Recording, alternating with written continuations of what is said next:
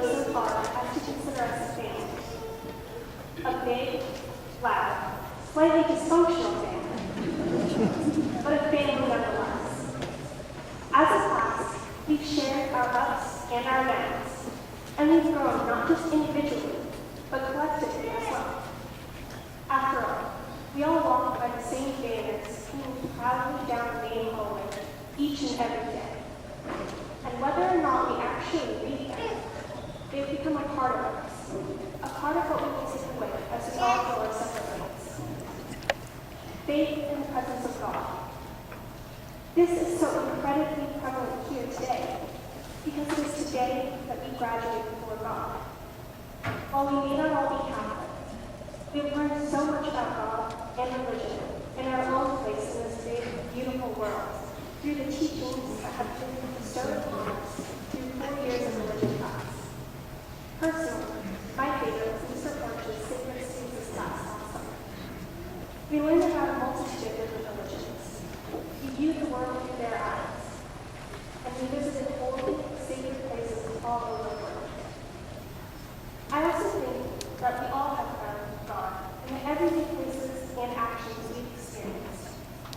Whether it was on a retreat, a journey, or on a service immersion, or seeing a small gesture of kindness in the hallway. Our faith journey has grown and changed and developed and shaped us. Quality of education. We've all been blessed in some way by being given the opportunity to attend LaSalle. Yes, we may learn a lot in the classroom. We have also been able to learn so much outside of the classroom. We've not only gained the knowledge obtained in class, but we've gained the wisdom only learned through experience, which I believe is infinitely more valuable. There's only so much you can do with facts and figures and information. That's not what makes life incredible, exhilarating, worthwhile. No, a truly fulfilled, beautiful life can only come from experience. That is what our time outside has given us, the opportunities to experience. Whether we went to a foreign country and experienced other cultures, or we were in a service immersion training and learn more about and from those less fortunate than us. Those opportunities to learn outside the classroom have had an enormous impact on our lives. The most important things in my personal experience, there are changes that must be made, fights that must be done. Concern for the poor and social justice. Just as the service immersions have been a vital part of our education, they have also instilled in us the care and concern for those less fortunate than ourselves. Whether the service we did was for an assignment or not, we all went out and made the world a little better. We supported the children at the Boys and Girls Club. We served food at the Blanchet House and the Downtown Chapel. We helped the children at the De La Salle Black Youth. We helped immigrants who were searching for a better life. We reached out to the children at Wildwood Camp, giving them food for the weekend. We donated money for our sisters in Kenya. And we did so many other amazing things. We cared about people other than ourselves. Mother Teresa once said, "We've been created for greater things, not just to be a number in the world, not just to go through diplomas and degrees, this work and that work. We have been created in order to love and to be loved." Being a loving person means loving those others who may push aside, caring about the people others leave behind, doing something for those who can do nothing for us in return, and striving for a better life for every single human being, not a select few. We've begun doing that, seniors, and we can continue that mission. We can continue what we have started here. We possess the ability to change the world for the better, and it all starts with caring for the poor and caring about social justice. Inclusive community. Part of being a community, part of being a family, is accepting each other, flaws and all. I would like to believe that, overall, we were and are accepting of each other.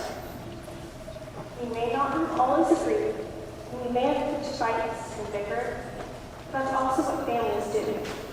What matters is that we came back together in the end, realized that no matter what, we were a class. We've gone through high school. Why? Because we were there for each other. Because we saw past each other's flaws. Because we accepted that none of us were perfect. Because we accepted that none of us were ever going to be perfect. Yes, we all tried really hard to be, but it was a facade, a mask. We were broken and flawed and imperfect, but we were and are enough. We are smart enough, brave enough, funny enough, good enough. Remembering that is part of what brought us here today. We experienced some hard times this year, seniors, but we supported each other, and we came out on the other side. Maybe a little damaged, but also a new kind of pain. Respect for all persons. Though we may not always be perfect, and sometimes we have bad days, we are always striving to be the best people we can be. And that means respecting everyone. I think that one of the most outstanding and obvious examples of this occurs during lunch at the back right table in the cafeteria, the senior boy table. While that table may be extremely loud and chaotic most of the time, there is one steady constant, rock making. In case some of you don't know who Rock is, he is a freshman in the 6th grade program and one of the sweetest, kindest people you will ever meet. He sits with those senior boys every single day with a huge smile on his face. Seniors welcome him and talk to him like old friends. And it is one of the most amazing things I've ever seen. So, I guess thank you, back right senior boy table, for that everyday reminder of what respecting all persons entails. It is kindness and compassion and selfless thoughts for others, every day, no matter what. It is loving every person as you would love yourself, treating others as you would like to be treated. It is giving yourself to another out of pure care and pure love. One of my favorite authors, John Green, once wrote, "What is the point of being alive if you don't have us try to do something remarkable?" We've already accomplished something remarkable, seniors.